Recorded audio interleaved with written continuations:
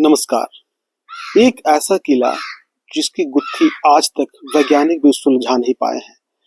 ये पीछे जो किला है वो किला मान्यताओं के अनुसार ये शापित है।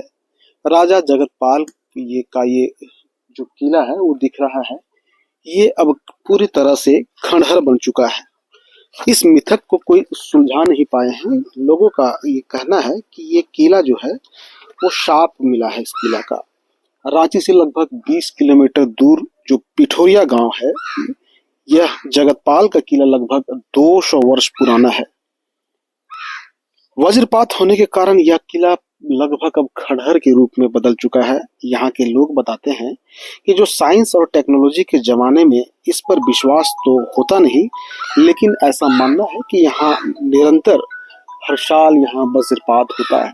लेकिन आसपास जो पास पड़ोस जो रहने वाले लोग हैं उनको कोई क्षति नहीं होता है। आपको बता दें कि जो छोटा नागपुर की भौगोलिक स्थिति के कारण अंग्रेजों का यहाँ अपना पांव फैलाने में काफी परेशानी हो रही थी। ऐसी स्थिति में अंग्रेज अधिकारी जो थॉमस विलिंगसन को जगतपाल का सहयोग मिला। आपको बता दें कि जो 1857 के विद्रोह के समय जब ठाकुर विश्वनाथ साहदेव ने अंग्रेजी हुकूमत को उखाड़ फेंकने के लिए आक्रमण करना चाहा, तो जगतपाल सिंह ने पिठोरिया घाटी को पत्थरों से बंद करके अंग्रेजों की रक्षा की थी। तो ये किला जो है वो अपने आप में एक ऐतिहासिक गवाह है, जो ये दर्शा रहा है कि इस किले में जो अब जितनी सुंदर इसकी बनावट है वो अब पूरी तरह से खंडहर में तब्दील हो चुका है। लगभग 100 कमरों का ये महल था। आप तो देख सकते हैं कितनी सुंदर नक्काशी इस महल का था। किसी जमाने में यहाँ किलकारियां और ये चहचहाता हुआ रहा करता होगा। इसकी नाजुक नाजुक जो बारीकी कलाकृतियां हैं, आप देख सकते हैं क्या रूप रहा होगा उस समय जब यहाँ राजा यहाँ वास करते होंगे। वैसे तो इस किले के राजा जगतपाल सिंह अपनी प्रजा में काफी लोकप्रिय थे और उन्हें एक अच्छा राजा माना जाता था, लेकिन उसके द्वारा जो कुछ गलतियां की गई है उसके कारण उनका नाम जो है इतिहास में एक गद्दार के रूप में अंकित हो गया है। तो ये किला साफ बयान करता है कि इस किला में जो साफ मिला है वो लगातार जब बरसात का मौसम आता है तो यहाँ वज्रपात से इस खंडहर को वो सह नहीं पाता और ये खंडहर में तब्दील होते जा रहा है। आइए कुछ मेरे साथ एक बुजुर्ग हैं, उनसे हम जानने का प्रयास करते हैं कि क्या कुछ इसके बारे में मान्यता है। और ये बिजली गिरने का जो मानना है कि हर साल यहाँ बिजली गिरता है, लेकिन आसपास रहने वाले लोगों को कुछ नहीं हो पाता है। इन गुत्थी को समझने का प्रयास करेंगे।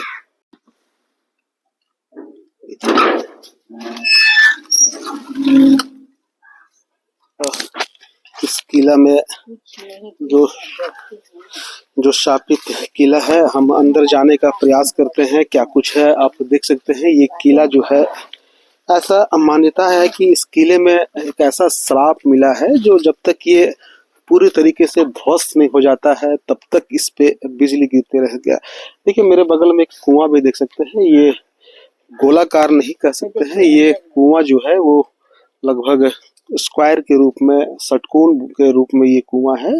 और यहाँ पे तुलसी का पेड़ भी लगा हुआ है जहाँ पे पूजा होता है। हम थोड़ा सा अंदर जाने का प्रयास करेंगे और देखना चाहेंगे कि इस किले का क्या क्या है कुछ। देखिए इस किला काफी भव्य रूप कभी रहा होगा। आंटी आप इस किला को देखने आए हैं, कैसा लग रहा है इस किला के बारे में? पूरा खंडहर है। सरकार को चाहिए कि झारखंड में, रांची ऐसा शहर में ऐसा टूटा फूटा हुआ किला है जो शरापित है, इसको मरम्मत करवा दें और अच्छा से बनवा दे तो पब्लिक लोग को घूमने के लिए, देखने के लिए अच्छा रहेगा। कहीं ना कहीं ये ऐतिहासिक धरोहर है। आपने ठीक कहा कि ऐसा ऐतिहासिक धरोहर तो है, लेकिन सरकार का इस पर तो कुछ ध्यान ही नहीं है। देख सकते हैं पूरी तरीके से ये जो 2 साल से भी ज्यादा का ये किला है जो पूरे तरीके से अब धीरे धीरे ध्वस्त होता जा रहा है। लोग जो ऐतिहासिक जगहों के बारे में जो जानना चाहते हैं लेकिन जो है वो जानना चाहते हैं, पहचानना चाहते हैं। और यह काफी मजबूत रहा होगा। इस किले के जो बनावट है वो काफी पुराने ईंटे का नक्काशी के रूप में आप देख सकते हैं। ये अपने आप में रहस्यमयी है। चीज को बनाए लेकिन सरकार ध्यान ही नहीं दे रहा है। सही बात है। ऐसे ऐतिहासिक जगह बहुत ऐतिहासिक चीज है ना, ये सब चीज को मरम्मत करवा देना चाहिए था ताकि पर्यटन स्थल बन जाए। लोग आएगा, जाएगा, देखेगा। बगल में तालाब है, ये तालाब में पानी कहाँ से आता है कोई पता ही नहीं है। ये किला के अंदर से सुरंग है, आई सुरंग सीधे तालाब में गया है और तालाब का पानी कभी सूखता नहीं है।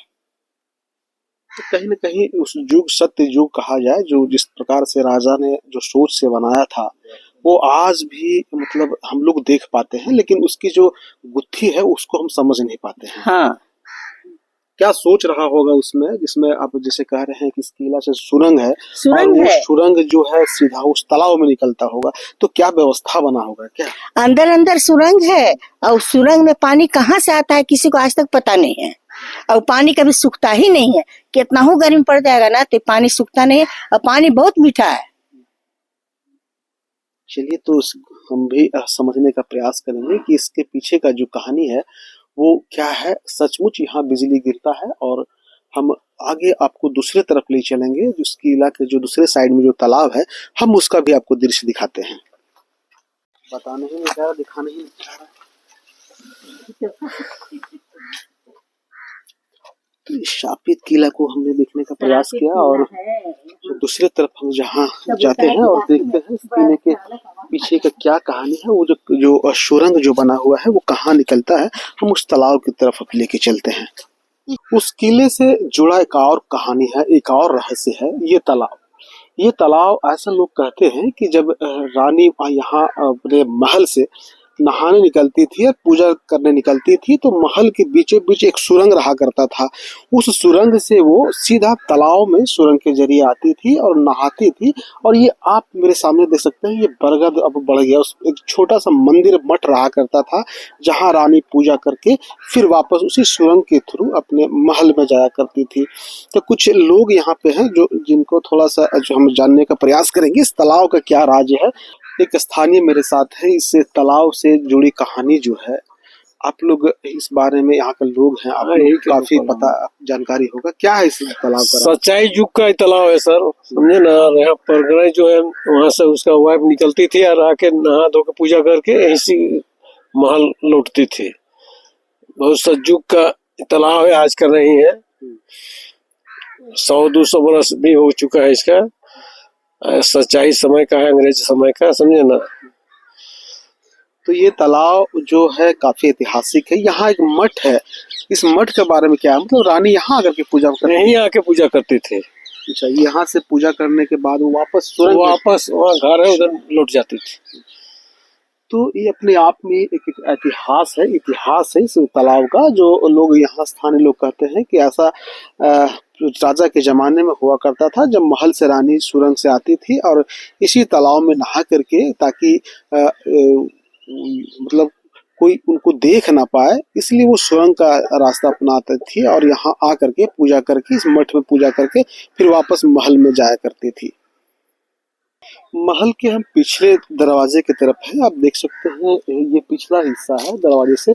यहाँ अब तो काफी ये लगा दिया गया है, इधर रास्ता को ब्लॉक कर दिया गया है, लेकिन आप देख सकते हैं पिछले हिस्सा जो दिख रहा है ये भी काफी सुंदर दृश्य नजर आ रहा है। आप देख सकते हैं यहाँ से कुछ जो है वो इमारतें जो अब तो ढह रही है, तो ये धीरे धीरे अब खंडहर में तब्दील हो रही है। लेकिन आज भी जो जस का तस लगभग 200 से भी ऊपर वर्ष से ये बना महल जो है वो आज भी जस का तस खड़ा है। लेकिन ये जो आप देख रहे हैं मेरे सामने ये जो इमारत है ये इसी पे लोग कहते हैं कि यही जो वो जगह है जहाँ पे बराबर हर वर्ष बिजली गिरता है, लेकिन आसपास जो भी रहते हैं उनको जरा सा भी कुछ दिक्कत नहीं होता है, उनका कोई बिजली का असर नहीं होता है। तो कह सकते हैं कि ये श्रापित किला है जो राजा जगतपाल को जब श्राप मिला था तब से ये किला ये निरंतर हर साल यहाँ पे बिजली गिरने के कारण ढहते जा रहा है। हम यहाँ से कुछ स्थानीय लोग से हैं, उनसे हम जानने का प्रयास करेंगे कि इस किले के पीछे का क्या कहानी है और क्या इतिहास है। सर, हम इस किले को देखने आए हैं, काफी पहले से सुनते आ रहे थे कि यहाँ ये श्रापित किला है, यहाँ राजा को श्राप मिला है। क्या इसके पीछे की कहानी है जरा? इसका पीछे का कहानी है कि जैसे राजा शादी उदी कोई करके आता था तो उसकी पत्नी को पहला रात में से सेवा लेता था, और इसी के वजह से उसको बाल बच्चा नहीं हुआ, उसको श्राप मिला। और श्राप की वजह से ये क्या है ना, बिल्डिंग में बिजली हमेशा गिरता है। और अभी तो उनके आप वंशज कोई नहीं रहा तो जमीन जजात सब बंटवारा हो गया, किला सब भी ढहा गया। अब किला का अस्तित्व तो बहुत कम बचा हुआ है। इसमें सरकार ने कोई काम नहीं किया, राज्य सरकार, केंद्र सरकार। तो लेकिन राज्य सरकार को ऐसे धरोहरों को कि आने वाला जो पीढ़ी है कम से कम इतिहास को जाने, जिस इतिहास को हम किताब के पन्नों में पलटते हैं वो साक्षात्कार रूप में हम कहीं ना कहीं देख पाते हैं। तो ऐसे चीजों को सरकार को चाहिए कि ऐसी चीजों को बचा के चले ताकि आने वाला पीढ़ी देख सके। क्या कहेंगे? उसके लिए तो सरकार इस पर कदम उठाए, पब्लिक तो उठाए, लेकिन उस पर कोई काम नहीं हुआ। यहाँ बहुत सारा ऐतिहासिक चीज है। अब एक था बावड़ी था जो जमीन के अंदर सीढ़ी बना हुआ था, वहाँ था, वो सब भी ढक गया। कहाँ बावड़ी था ये? वहाँ पर था, बाजार के पास में। वहाँ पर अभी भी कुआं का निशान मिलेगा आप लोग को। और एक आपको मिलेगा बुकरू के पास में, जो उसमें जाली लगा हुआ होगा, देखिएगा सीढ़ी बना हुआ पूरा जमीन पानी तक। तो ऐसे चीज है। ये इसके पीछे लोग कहते हैं कि यहाँ से एक सुरंग जो है वो इस तरफ तालाब, अंडरग्राउंड पहले था जो जाके तालाब में निकलता था। तालाब के पास जो महारानी स्नान वगैरह करने जाती थी तो उसी सुरंग से ही जाती थी ताकि उसे कोई देख ना पाए। तो इसके बगल में एक और किला हमको दिखाई दिया, उस किले के बारे में? किला नहीं है, उसको लोग रिपेयर करके अपना घर बना लिया। अभी जो आप लोग दो टूटा किला है, बीच में कुआं है। हाँ, एक साइड में उधर भी किला है और इधर भी किला, तो इसी का अंश है सब इसी। तो क्या ये जो इमारत जो ये बना हुआ है, जो महल है, ये महल का ज्वाइंट पहले का ही ज्वाइंट था। अभी क्या है, उसका बाउंड्री वगैरह धस गया, उसका नामो निशान मिटते जा रहा। अब खाली यही बचा हुआ है और कुछ ही नहीं बचा हुआ है। तो मतलब लगभग 200 वर्षों पुराना इसका इतिहास रहा है, लेकिन इसके क्या अभी भी कोई वंशज या कोई वैसे वंशज नहीं, वो तो सब वहाँ रातों में रहते हैं। महारानी प्रेम मंजरी जो थी वहीं रहती थी। तो हम देख सकते हैं कि ये किला, ऐतिहासिक किला के बारे में जिन्होंने स्थानीय ने बताया कि इस किला को जो है अब कुछ बचा नहीं है, लोग इसका वंशज अब रहे नहीं है। तो ये किला दिनों दिन ये बद से बदतर होते जा रहा है। और जैसा जो कहा जो लोग कहते हैं कि ये किला को जो श्राप मिला है उसके तहत ये दिनों दिन ये ढहते जा रहा है। ये महल का ये पिछला हिस्सा है जहाँ आप देख सकते हैं कि पूरे तरीके से ये पेड़ पौधे उड़ गए हैं। अब इसमें कोई अंदर जाता नहीं है। हमें भी जब अंदर जाने का प्रयास किया तो मुझे भी थोड़ा सा डर सा लग रहा था कहीं ये ईंट कोई गिर ना जाए, तो इसके लेकर के हम वहां जाने से बचे। और किले के चारों तरफ से मैंने देखने का प्रयास किया और आपको भी दिखाने का प्रयास किया और इतिहास को जानने का प्रयास किया। तो हम देख सकते हैं कि किले के चारों तरफ अब इसका कोई अस्तित्व जैसे कोई बचा नहीं है, ताकि इस पर कोई रिपेयरिंग करे या कोई इसको और ऐतिहासिक चीजों को बनाने सजोने का काम करे। तो हम देख सकते हैं कि अब जो किला है पूरे तरीके से अब नस्त नाबूद होते जा रहा है। इसके सरकार को भी चाहिए कि ऐसे किलों को, ऐसी धरोहरों को बचाने का काम करे ताकि आने वाला जो पीढ़ी है, आने वाले जो लोग हैं इसको देख सके। सहयोगी अरविंद के साथ मैं जगदेव, द भारत मित्र, रांची।